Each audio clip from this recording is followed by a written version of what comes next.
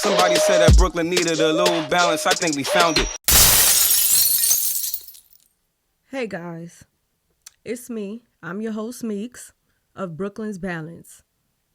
Season 5. I'm going into season 5.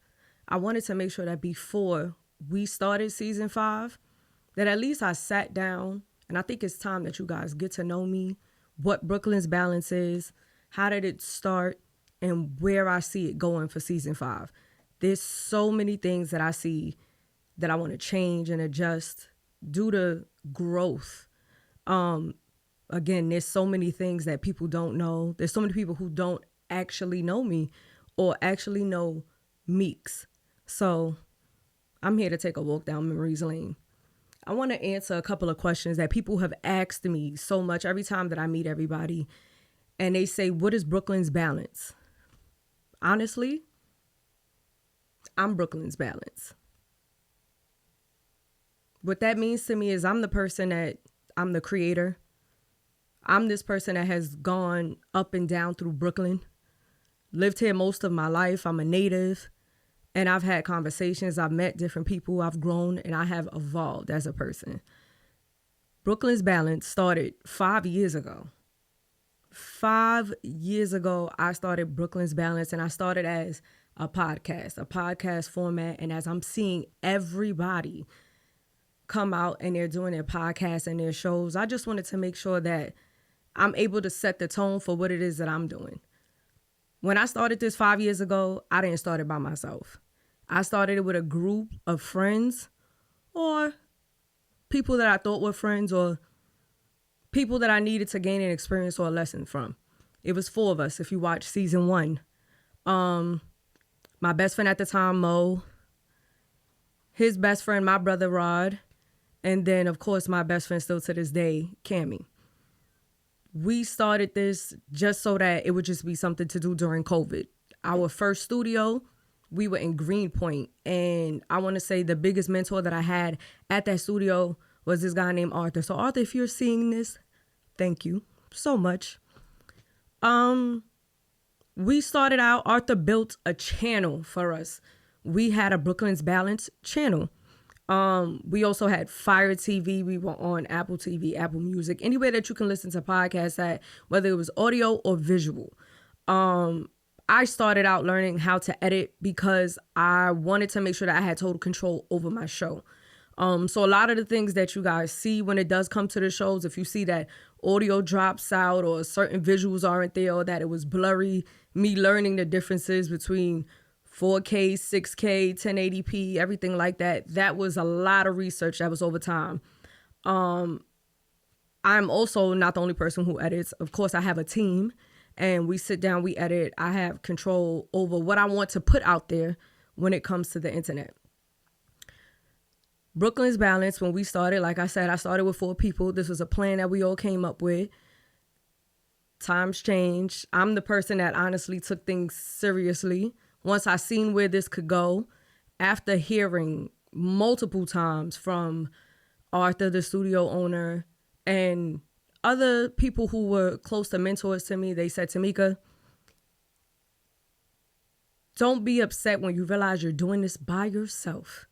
You're the only person that I see that's passionate. When it does come to this, you show up on time, you come with your ideas, and you bring something to the table. We fast forward, I go into season 1.5 and season 2, and you kind of just see me there, me and Cammie. Cammie, and Rod. The person who was on the intro that everybody asks me for Brooklyn's Balance, that was Mo. He was he wanted to take a step into rapping, so I purchased that beat. That beat belongs to Brooklyn's Balance, the ownership to it, and he went in the studio and just created something. I'm the person that believes in everybody. Anytime that you come up with an idea, I'm the person that you come to, and we're going to full-fledged take this idea to the next level. If you just want to joke around, don't come to me with an idea. I'm not the person. We're going to find a way to get to where we need to go. And that was what started a lot of people disassembling from the show. It became a priority to me and not that important to everybody else. Most people don't like when you take things serious. They just want to get up there, joke, have fun. Once work is behind it, they don't want to be bothered with it no more. And that's kind of what happened when it started with Brooklyn's Balance. So you'll see season 1.5 and season 2, it was a lot of me finding myself. It was a lot of me trying to figure out which direction do I want to go? Who do I want to speak to? I had a lot of friends who stepped up in those seasons and were there for me. One of the people who I want to shout out for that is Canary. Canary, anytime I needed to get an episode done, he was like, hey, I'm here for you. I'll come, I'll show up. And along the way, I would bring in a lot of guests. As I'm bringing in guests and we're talking, we're having those moments, I honestly could sit back and say, some of my best work was definitely season 1. It was real. It was authentic. It was conversations. We knew each other. We knew when to let each other speak. We knew what the next person was going to say when it came to whatever topic that we came up with. We all agreed that this is something that we would research about and still put our own spin and own personalities on it. So as I was going through season 1.5 and season 2, even though I was venting and telling my story about what happened, I was also learning more about it. I switched studios, I switched locations because there was too much history for me in the location I started in. And I wanted to go out and venture. I've been in multiple places. I've been in event places. I've hired cameramen. I've dealt with actual engineers who were in studios. I can sit back and say the experience that I have when it comes to this show, I'm very, very, very knowledgeable. I know what I want. I know the look. I understand the visuals and where I'm going to go from there. Season 2 and I believe season 3, as I was still out there finding myself, I was also struggling with if I still wanted to keep Brooklyn's Balance going. When you start something with people, you're just like, dang, if you would have told me this 5 years ago, I would have never thought I'd be sitting here doing it by myself. A lot of people started to say, Meekz, well, why do you carry that burden by yourself? Why do you do everything by yourself? And then we kind of fast forward to season 3.5 and season 4. I said, you know what? Let me go get some co-hosts. I'm going to be completely different when I get my co-host, though. I'm not just going to give people positions. They're going to have to work for it. I held auditions with people who were already guests on the show. Once they came through and they did a lot of the auditions, they worked for that position and what it is that they want.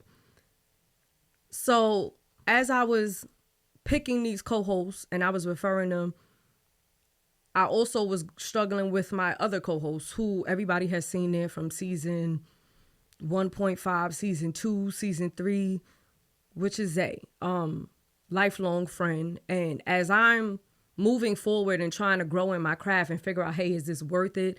Am I wasting my money? Or is there a lesson or some type of experience in this?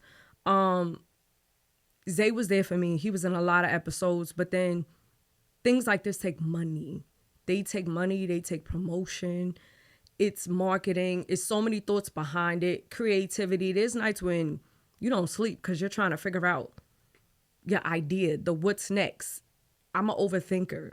I'm a planner. Everything has to make sense. We can't just take a risk. I'll take a risk, but it has to be a calculated risk. We have to look at this from each and every point because in this day and age, yes, you definitely should invest in yourself, but you also have to make sure your basic needs are covered, which is your housing, your food, and yes, you need a job. I'm an entrepreneur, but I'm also an entrepreneur that also has a job and a career. I'm not one of those people that can just go, hey, well, I'm just going to give it all up to chance. Like, I'm already taking that risk. I'm already taking that chance. I make that time frame to go, hey, this is important. Let me make sure we're getting it done.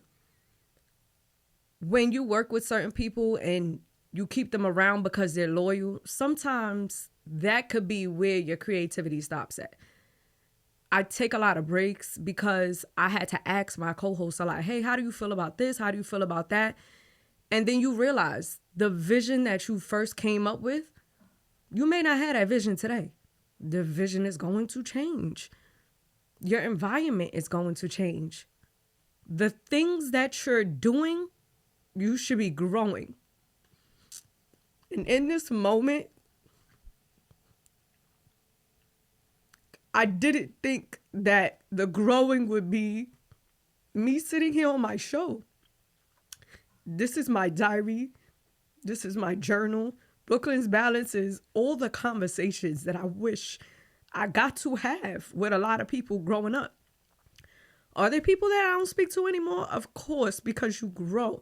Doesn't mean that there's no love, that you don't like them. They just don't fit the vision. They don't fit the mold. They don't fit what you want to do. I'm very transparent, very honest, and I wanted to make sure that I shared that with you. There's going to be moments where you're starting your show and it's like, tag, I have to pay this person. I have to pay that person. I have to keep up with this.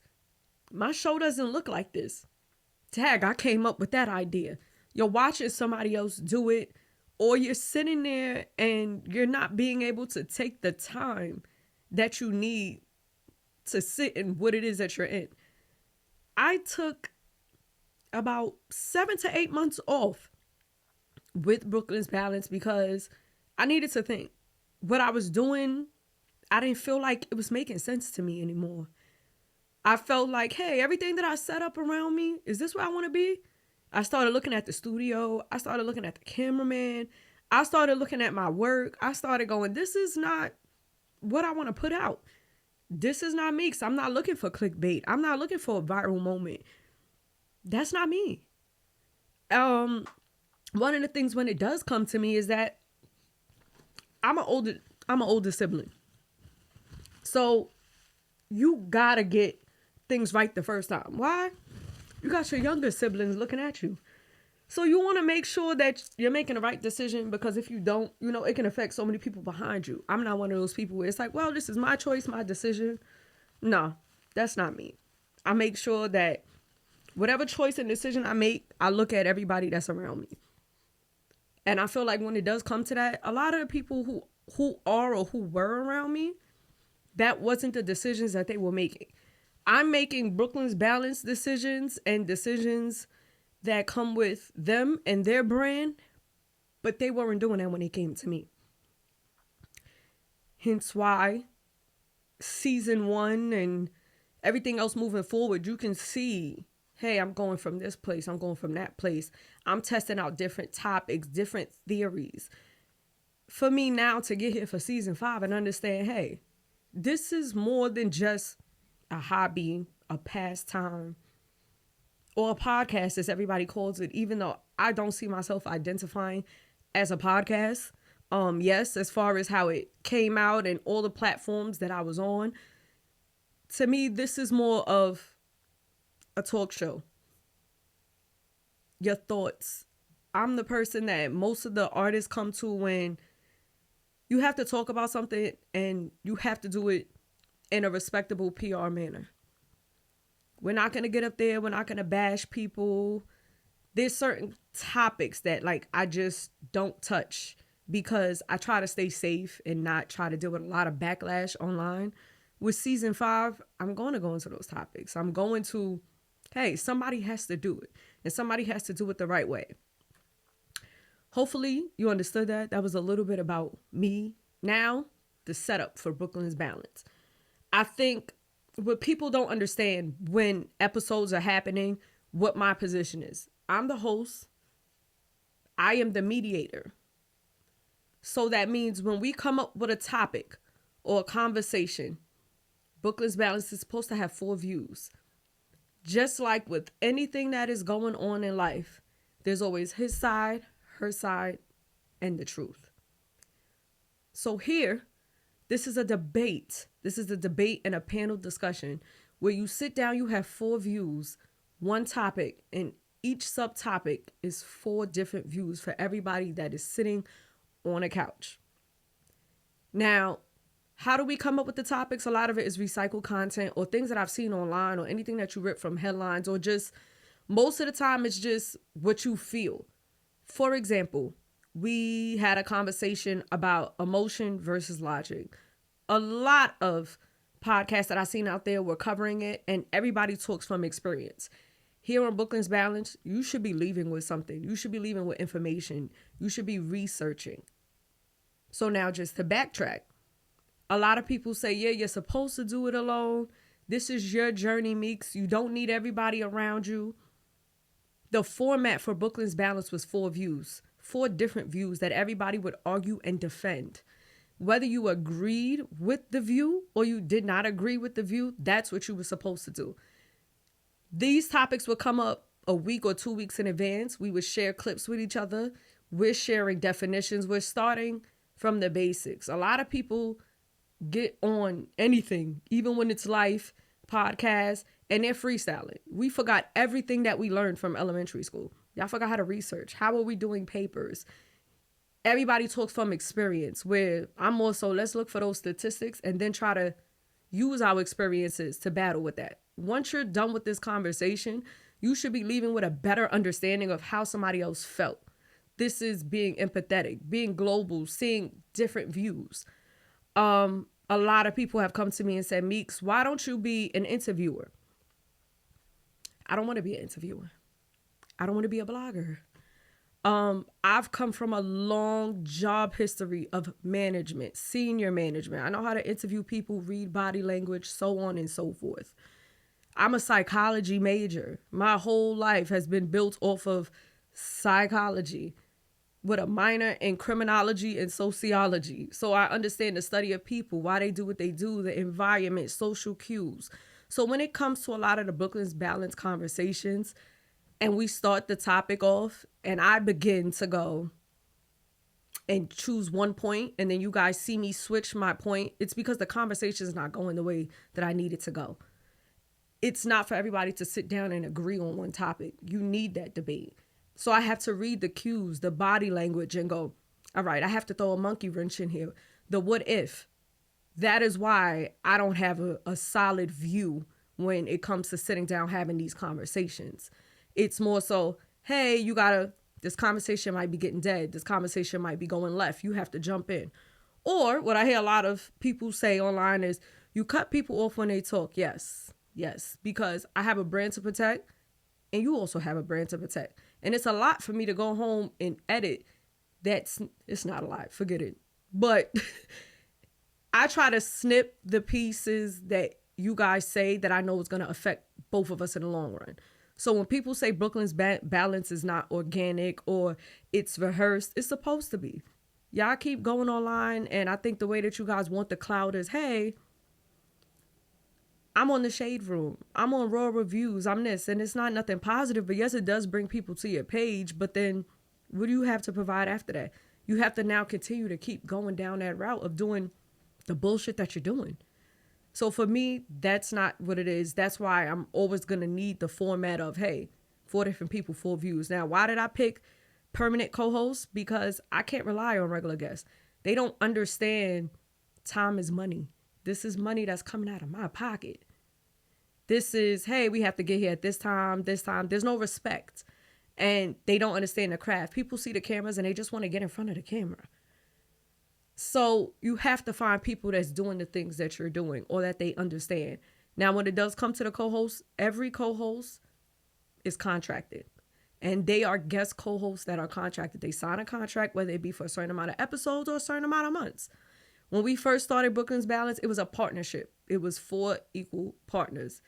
Anything else that you've seen after that for season 4, it was not a partnership. It was a guest co-host. I own everything when it comes to Brooklyn's Balance. When we record, a lot of the things that you see, pre-production is important. Now, there's some people that will just go to the studio and then this week they put that content out. I didn't have that luxury at that moment. I like to build.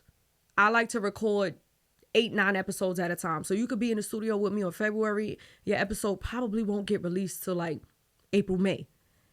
Because I need to put it in chronological order. It needs to tell the story. When we pick Brooklyn's Balance topics, there's always 2 sides to it. So you'll get 30 minutes of one conversation and then 30 minutes of the flip side to that conversation. That's the balance of it. I'm trying to cover all grounds and be able to create those views. Now, A lot of the visions that I have, I've never shared it with anybody. I never told anybody, because in this industry with a lot of people who I could sit and say that I've met that are doing podcasting, streaming, so on and so forth, I've seen them physically take ideas from me and not give any credit whatsoever. So if you ever see me switching environments, switching studios, it's because I gave referrals to people and they probably messed it up. So this season, I'm going to be on, I'm gatekeeping.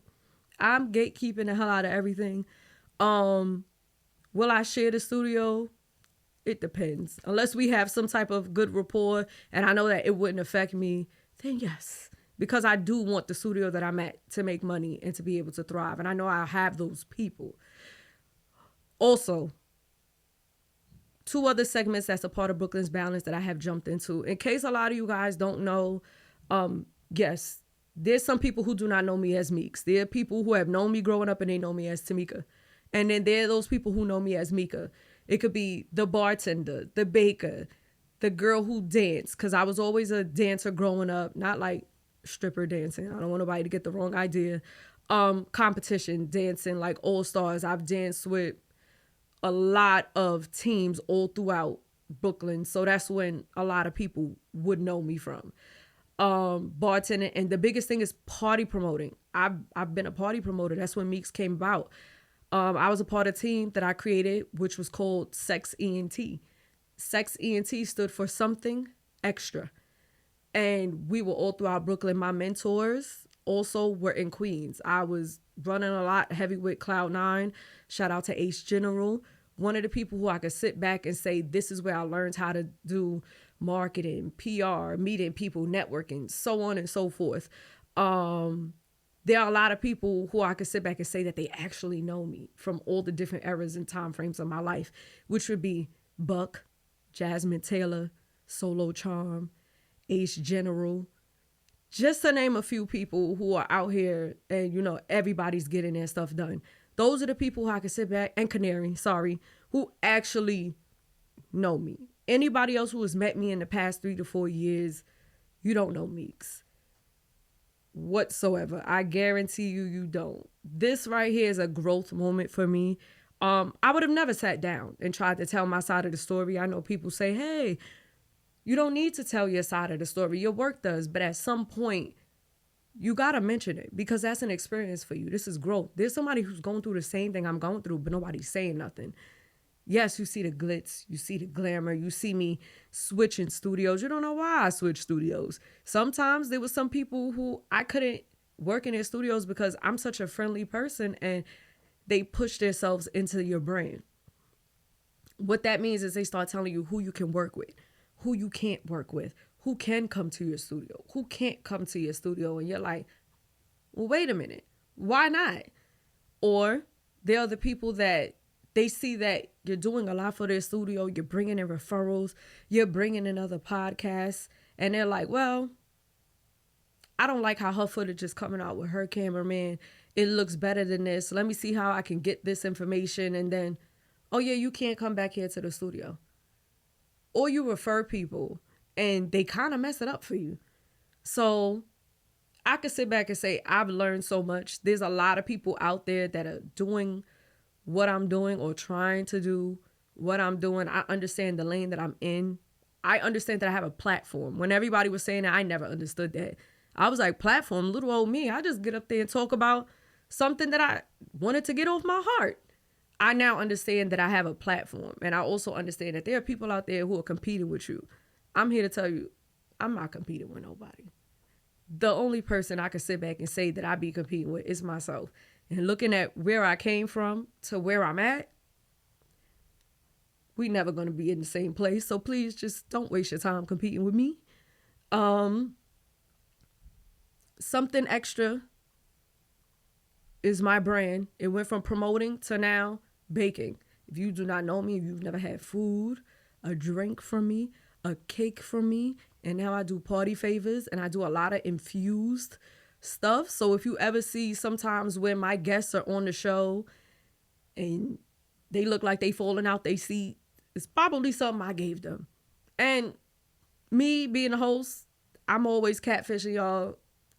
My cup always got water in it because I got to make sure that I maintain my image my brand so that I can move forward. If you guys are ever looking for a cake or those special moments, those special memories, please, something extra, that's me. So everything that you see up here is for me, by me, for me to put out there. These are endeavors and a whole bunch of businesses that I have tapped into. As far as season 5, you see we're in a new environment. I had to go. Did I like how I was receiving my footage? Did I like the time frame of me putting it out? Did I feel like I was consistent? Do I feel like I could do better? And I looked and I looked and I looked and I looked at every place that I've been, and I said, you know what? This is where I'm at. So season 5, and I want to make sure I say this will be the new home of Brooklyn's Balance. I want to make sure that I continue to come here. Don't get me wrong. Things will change. Environments will change. There's also other things I'm going to do. I am going to step out the studio most of the time to give you guys content, because I do feel like you guys do need to know me. I'm probably one of the funniest people ever. Sarcastic, realistic, straight down to earth. I'm definitely a realist. If it's black and white, it's black and white. I'm going to tell you exactly what it is. And me being that person, there's going to be people that tell you stories about me that go, oh, well, Meekz is mean. No, they did something. I had to lay down a boundary. They didn't like it. And that's why they're saying what they're saying now. Come find out for yourself. I'm very passionate, ambitious in what I do, and I just be wanting everybody to win.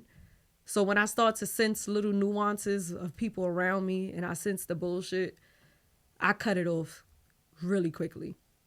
I really do. So for season 5, you're going to get more hard-hitting conversations. I'm going to get a little personal. I'm going to talk more about things that people told me not to talk about. We're going to have those parenting conversations. I don't care if I'm not a parent. We're going to have that older sibling conversation because people need to hear that. But I will definitely still be staying away from the relationship conversations and a lot of the hot topic news headline conversations, and definitely politics. I stay away from that. I don't want that. There's other things that we can talk about. So for season 5, just stay tuned. If you have been rocking with me, thank you. Thank you, thank you, thank you. If you are not subscribed to the channel, please subscribe. Like, comment, share. Brooklyn's Balance. Either every Thursday or every other Thursday, but Thursdays is my day that I'll be dropping my content. And I hope that I was able to answer a lot of the questions that you guys asked as far as the format, why I may cut people off, how a topic's coming about, what is Brooklyn's Balance. It's not a podcast. It is not a podcast. We are a panel discussion and debate talk show. Heavy on research, less experiences, less feelings, more logic. So thank you guys for sitting down, listening to my expectations, and learning who Meekz is for season 5. So if you guys do see me, shout me out, talk to me. I definitely have conversations with everybody. If you ever feel like I'm staring at you and you don't understand the look, just understand I'm a Gemini, so I'm trying to read you before I figure out which personality I want to give you. So that's what it is for me. So Brooklyn's Balance. Y'all said y'all needed a little balance. Season 5, we found it. Thank you guys. Somebody said that Brooklyn needed a little balance. I think we found it.